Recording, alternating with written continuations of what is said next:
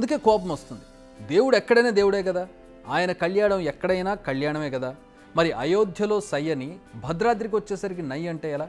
ఇప్పుడు ఇదే తెలుగు రామ భక్తులకు కోపం తెప్పిస్తోంది. ఉత్తరాది దేవుడికి ఎక్కువేంటి, దక్షిణాది దేవుడికి తక్కువేంటి? ఇదెక్కడి న్యాయం అని ప్రశ్నిస్తున్నారు. ఏంటి ఆక్రోశం, ఆవేదన అనే కదా మీ సందేహం? ఎస్, మా ఆవేదనకు ఒక కారణం ఉంది. మేము వేసే క్వశ్చన్లకు లాజిక్ ఉంది. అదేంటంటే భద్రాద్రి శ్రీరామనవమి వేడుకల లైవ్ టెలికాస్ట్కు ఎలక్షన్ కమిషన్ నో చెప్పింది. అదే ఎందుకనేది ఇప్పుడు అర్థం కాని ప్రశ్న. రాములోరి కళ్యాణం అంటే భక్తులకు ఒక వేడుక. అటు భద్రాద్రికి వెళ్ళి ఈ వేడుకను ప్రత్యక్షంగా చూడలేని వారంతా టీవీల ముందు కూర్చొని వీక్షిస్తారు. నిజంగా అక్కడే ఉన్నట్టు ఫీల్ అవుతారు. కానీ ఈసారి అది కుదరదంటోంది ఎలక్షన్ కమిషన్. ఎన్నికలకు కూడా అమల్లో ఉంది కాబట్టి ప్రత్యక్ష ప్రసారం కుదరదని చెబుతోంది. లైవ్ టెలికాస్ట్ చేయొద్దని నెల 4న ప్రభుత్వానికి ఆదేశాలు జారీ చేసింది ఎలక్షన్ కమిషన్. ఈ ఆదేశాలు ఏంటో అనేది అర్థం కావడం లేదు. దేవుడు ఇప్పుడు రాజకీయంగా ఎలా ప్రభావితం చేస్తాడన్నది అసలు అర్థం కావడం లేదు. ఆయన ఏమైనా భక్తుల ముందుకొచ్చి పలానా పార్టీకి ఓటేయాలని మాట్లాడతారా, లేక సమాజంలో ఈ పార్టీకి ఓటు వేయండి అంటూ అలవికాని ఉచిత హామీలు ఇస్తారా, ఓటర్లను ప్రలోభ పెడతారా, ఓటర్లకు డబ్బులు పంచుతారా, దావత్లు ఇస్తారా? ఇవన్నీ చేసే నేతల స్పీచ్లు మాత్రం టీవీలో లైవ్ టెలికాస్ట్ చేయొచ్చు, భద్రాద్రి రాముడి కళ్యాణ మహోత్సవాన్ని మాత్రం చేయొద్దా? ఈ లాజిక్ ఏంటో అసలు అర్థం కావడం లేదు. పోనీ ఈ రూల్ దేశం మొత్తం ఇంప్లిమెంట్ చేస్తున్నారా? నో. అయోధ్యలో ఇలాంటి అబ్జెక్షన్స్ ఏమీ లేవు. అయోధ్యలో శ్రీరామనవమి రోజున బాలరాముడి నుదుటిన సూర్యతిలకం వీక్షణం కోసం లక్షలాది మంది తరలి వెళ్తున్నారు. లైవ్ టెలికాస్ట్ కోసం కోట్లాది మంది ఎదురు చూస్తున్నారు. భక్తగణం నరనరాన జీర్ణించుకుపోయిన భక్తి భావన అది.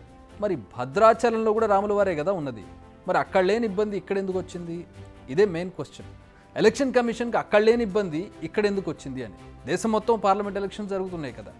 ఇంకా హైలైట్ ఏంటంటే అయోధ్యకు భక్తులు భారీగా తరలి రావద్దు, రద్దీని దృష్టిలో ఉంచుకుని ఆన్లైన్లో బాలరాముని దర్శించుకోండి అంటూ శ్రీరామ జన్మభూమి తీర్థక్షేత్ర ట్రస్ట్ సూచించింది. పోనీ ఇప్పుడే ఫస్ట్ టైం కొత్తగా రాముల వారి కళ్యాణం చేస్తున్నారా? ఫస్ట్ లైవ్ ఇస్తున్నారా? ఇది ఎవ్రీ ఇయర్ జరిగేదే కదా, సాంప్రదాయమే కదా. ఇప్పుడు ఇదే విషయాన్ని గుర్తు చేస్తూ రాష్ట్ర ప్రభుత్వం సిఈసికి లెటర్ రాసింది. సీతారామచంద్రస్వామి కళ్యాణం దేశ ప్రజలు, ముఖ్యంగా తెలుగు రాష్ట్రాల భక్తుల మనోభావాలకు సంబంధించిన అంశం. దాదాపు 40 ఏళ్లుగా ఈ వేడుకను లైవ్ టెలికాస్ట్ చేస్తుంది ప్రభుత్వం. ఈ లైవ్ను తెలుగు రాష్ట్రాల్లోనే కాదు దేశ విదేశాల్లోని లక్షల మంది వీక్షిస్తారు. దక్షిణాదిలోనే భద్రాద్రికి ప్రత్యేకత ఉందని, శ్రీరామచంద్రస్వామి చతుర్భుజ రాముడిలా దిగి వచ్చారని భక్తులు విశ్వసిస్తారు. ఇవే అంశాలను ప్రభుత్వం సిఈసికి రాసిన లెటర్లో చెప్పింది. వెంటనే పర్మిషన్ ఇవ్వాలని రిక్వెస్ట్ చేసింది. సిఈసి పర్మిషన్ ఇస్తుందా ఇవ్వదా అనేది పక్కన పెడితే అసలు ఎందుకు ఆపింది అన్నది బిగ్ క్వశ్చన్. పోనీ అందరూ భద్రాద్రికి వెళ్ళి కళ్యాణం చూసేందుకు వీలవుతుందా అంటే అది కష్టమే అని చెప్పాలి. ప్రభుత్వం కళ్యాణోత్సవానికి భారీగా ఏర్పాట్లు చేస్తోంది. దాదాపు 30,000 మంది ప్రత్యక్షంగా చూడొచ్చు. కానీ భక్తుల సంఖ్య మొత్తం అంతే ఉంటుందా? అందరికీ అక్కడికి వెళ్ళి చూసే వీలుంటుందా? కాదు కదా. మరెందుకు ఈ వివక్ష?